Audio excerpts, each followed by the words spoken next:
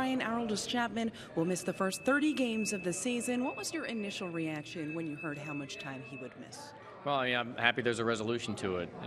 Really impressed, I think would be the right word, with the process that the Commissioner's Office and the Players Association went through in a collaborative effort with Chapman to come with a strong, stiff statement and penalty. And the fact that Chapman's accepting it and putting it now behind him as we move forward, I think it's an impressive first step in this new joint program between the union and Major League Baseball. When you made this trade, you had said you knew this was a possibility that he might be suspended. Any second guessing of the trade, knowing that he's going to miss now the first month of the season?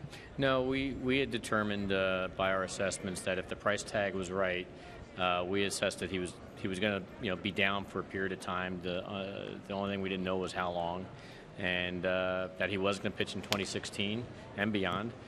For Major League Baseball, for somebody, and so we determined if the price was right, it'd be for us, and he's going to be an asset for us when he joins us back in May 9th, and we'll just have to wait on it and prepare him, up until that point. You had told me earlier today that Andrew Miller will in fact be the closer to start the season. Dylan Betances will have a similar role as he did last year, but who are going to be some of the guys that are up for that role in the seventh inning? Well, we'll see. There's a lot of competition. We have a lot of many open spots in that bullpen, and names people recognize. Whether it's Rumbelow, who just pitched for the final two outs there of the second inning. You got Nick Goody. You got a number of left-handers, Pazos and Jacob Lindgren, and there's a lot of guys. Brian Mitchell, and so a couple new guys we got from the Tigers, and Luis Sessa, Chad Green, that are projected starters, but. Again, we're going to take the best club north we possibly can. So there's a lot of guys that are going to compete for that spot, including some non-roster invites. Vinny Pastano, who's got some obviously success in the big leagues as a reliever. Whether it was in Cleveland and it was in Anaheim last year. So we'll see. We'll see how it shakes out. You mentioned that Rumbelow was on the mound. Before that, it was Luis Severino. First four batters he faced went very well. The next couple, not so well. What do you look for when it's this early in camp from a starter? Well, one thing that stood out to me, well, two things that stood out to me was his fastball command definitely was not there. He could not establish the fastball, and he was a different cat out of the stretch than the windup. When he was in the windup, he was fine. When he was forced to go to the stretch, it blew up on him. So I'm sure there's mechanical things in there and some rust that that's getting knocked out, and Larry will review it, and next time out it's got to be better than that. At what point in time do you really start looking at the results for starters? Really towards the last 2 to 3 weeks of camp. You want everybody to get out of the gate on the right foot, if at all possible. But you also recognize that the guys are working on some things. It's been a while, so you just want them to be arm action healthy and repeating in their deliveries. But as I said, the thing that stood out here was the fastball command, and then he was a different.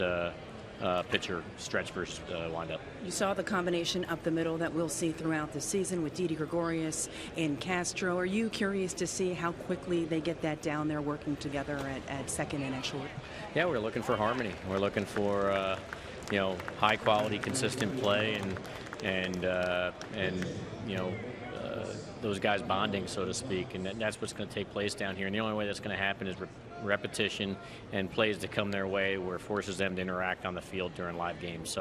So yeah, it's a curiosity. You see it all the time, but obviously you want to see it, and you're forced to see it when you're down here. So Aaron Judge got the nod as well for the first game of spring. When you look at him, there's a lot of talk about him being one of the big prospects. Is he a guy that you think realistically can find himself in the majors sometime this season? If he performs, guys move themselves, more so than anything else, and he's got a lot of ability. When you have that type of physical tools, and it comes together with severe performance of great performance, and he can force his way into the mix.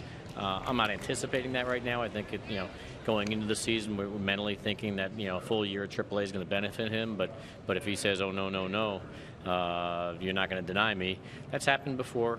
We hope it happens again. We hope it happens in his case and all of our guys' cases down there where they force our hand.